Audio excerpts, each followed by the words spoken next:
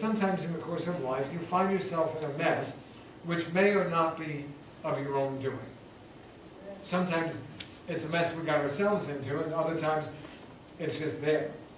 You know, we may get ourselves into some messes simply because of some of the bad choices we make, some of the bad and dumb decisions we make, and some of the stupid acts we do, and so we find ourselves in a mess. But sometimes we find ourselves in messy situations just because we live in this world. It's nothing that necessarily we've done. It's not because we've made a dumb decision. It's just there. It's almost like they find us.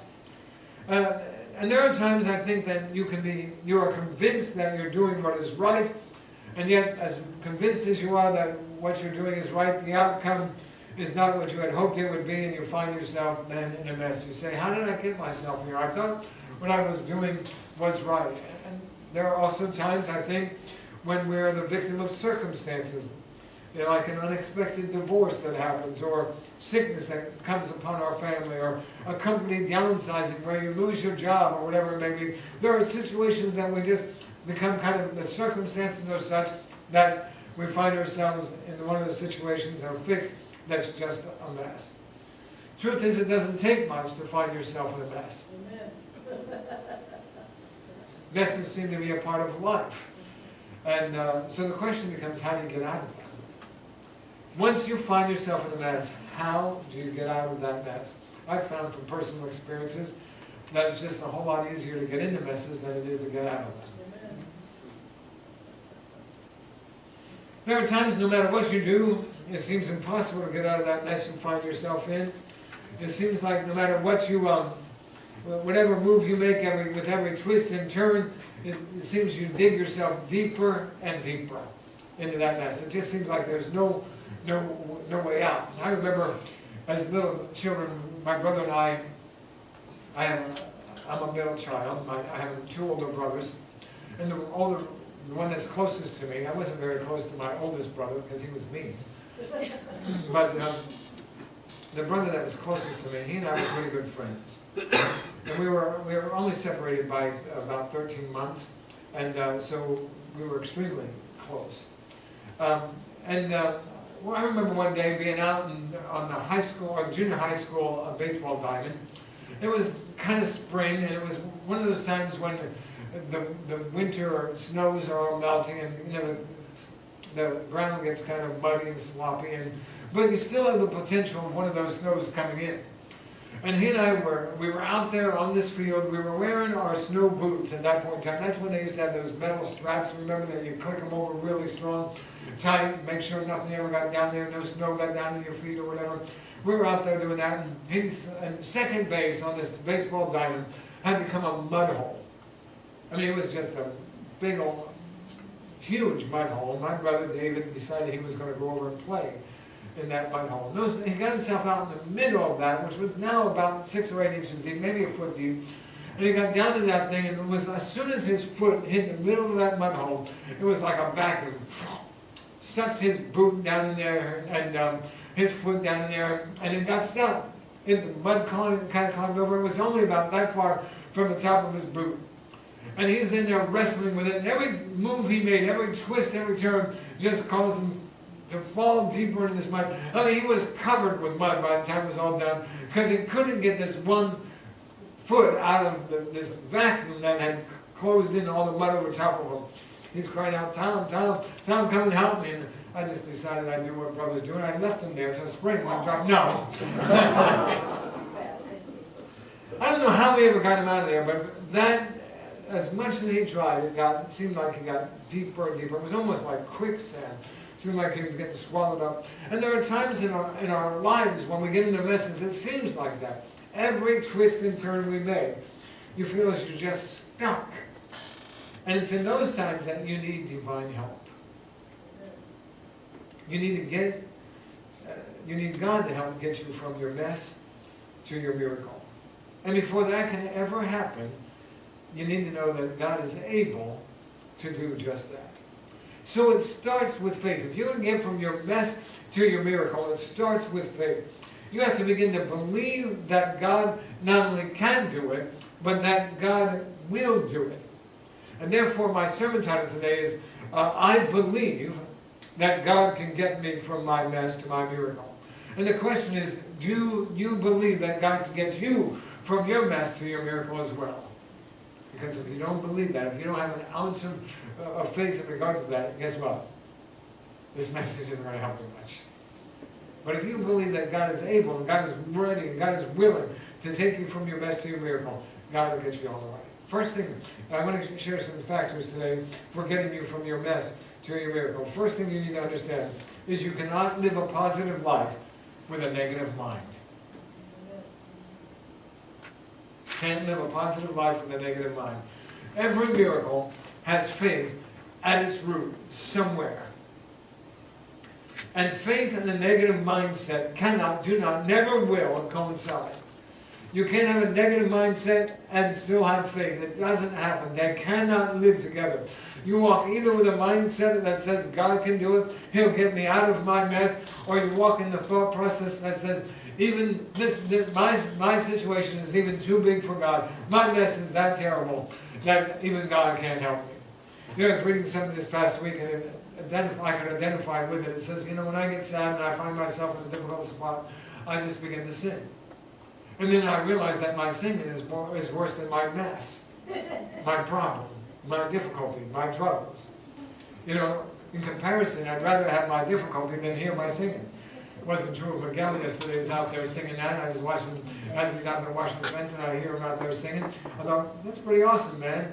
Let our neighbors hear some of that as well, But, there are those who say that God cannot do it. God can't get me out of my mess. And there are those who say that God can do it, but He won't do it for me. And I want you to know that either way, that's stinking thinking. That's the kind of negative mindset that doesn't get you and cause you to see the miracles of God. In fact, do you want to know? Yeah, I'll try this one more time. I'll wait for the interpretation. Do you know what the difference was between Joseph and his brothers? It was the way they thought. Joseph never seemed to have a woe is me attitude.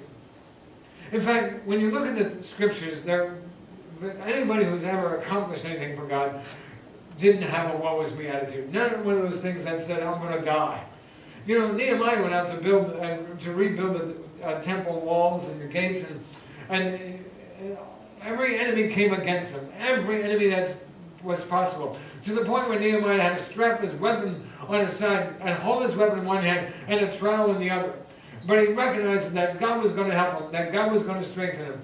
Joseph was a similar individual. The one time we find that somebody said, I'm going to die, was Elijah, and God rebuked him in regards to that, saying, look, Elijah, that's not going to happen. In fact, you're not the only prophet out there. I have 7,000 others who have not bowed their knee to Baal. And so, there's this concept of whether you're going to be a thinker, a possibility thinker. Joseph never had that woe is me attitude. Biblical greats were always possibility thinkers. But it wasn't always the case. It wasn't always the case in regards to Joseph and his brothers. And some of it was just justifiable.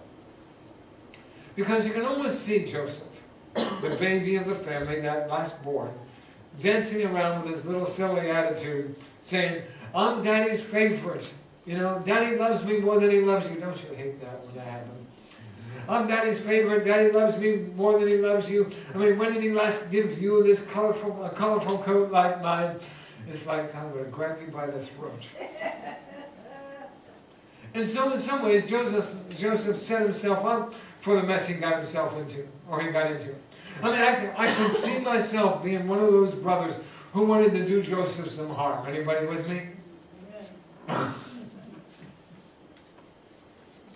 But that was the problem. While Joseph is getting dreams, not just dreams, but dreams from God, while he's walking with this positive attitude, his brothers have a mindset that obviously isn't in harmony with what God is doing. They're not hearing from God. We don't see or hear where any of those had dreams, where God was speaking to any of those. Their thoughts are strictly of this world. God is speaking to a kid of 17 while his brothers are carrying an attitude that's less than positive. We find that they hated Joseph all the more. In fact, the scriptures tell us that they grew more and more jealous of Joseph at this point in time. There's hatred rising up within their very being. And for Joseph, this proved not to go so well. His brothers began to plot against him. At first, they were going to kill him. How's that for brotherly love? We don't want to just silence you. We don't want to just do you some harm. We're going to kill you. But Reuben, the oldest, thought that that wasn't such a great idea, and he was going to secretly rescue them. Just throw them into the cistern, and that'll be enough. And Reuben thinks, I'll come back and I'll rescue him, return him to my dad. But before Reuben could do that, the other brothers decided to sell him as a slave to some merchants traveling down to Egypt. So for 20 pieces of silver, Joseph is sold. And he gets to Egypt, he works his way up to a place and position in the home of Potiphar. And Potiphar's wife comes on to him. And in the turn of events, she accuses him of misconduct. And as a result, Joseph is thrown into jail. It's a mess. It's a real mess. And it's a mess both for Joseph and a mess for his brothers, who now have to return to their father and explain Joseph's absence. Here's the baby of the family, the one his father really loves. And now they know what's happened to Joseph, and then they're going to return to their father and say, look, things have happened, and Joseph is no longer with us. And especially Reuben's got to do that, the responsible firstborn. Now, as this unfolds, I want you to watch what happens. Because there's a dynamic that happens here in the spiritual world. The brothers, due to their deceit, due to their jealousy and their wrongdoing, go down a path where there is no miracle. Their lives go from bad to worse as everything Joseph predicted begins to unfold, and famine spreads across the land, and everything they speak from that point on is negative. They're in trouble. They're having a rough time. They're going to die. There's a famine in the land. But I want you to notice something. Joseph never stops dreaming.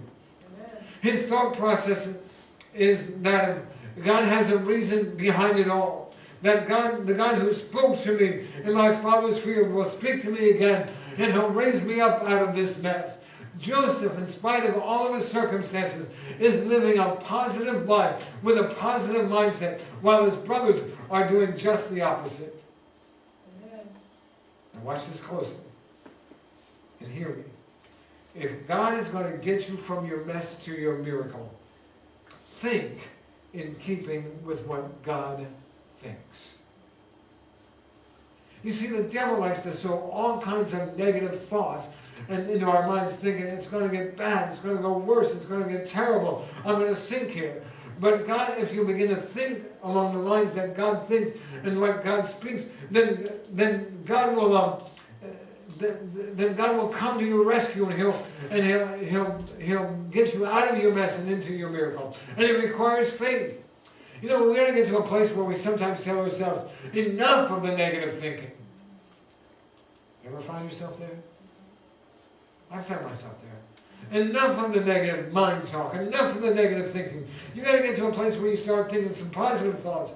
You must know that God is not only able, but He is willing to get you from your mess to your miracle. You know, I got to begin telling myself, God is wanting to get me from my mess to my miracle. He's not going to leave me here. He's not going to desert me here. He's going to get me from where I am to where He wants me to be. You know, a negative mind will never allow you to experience a positive life.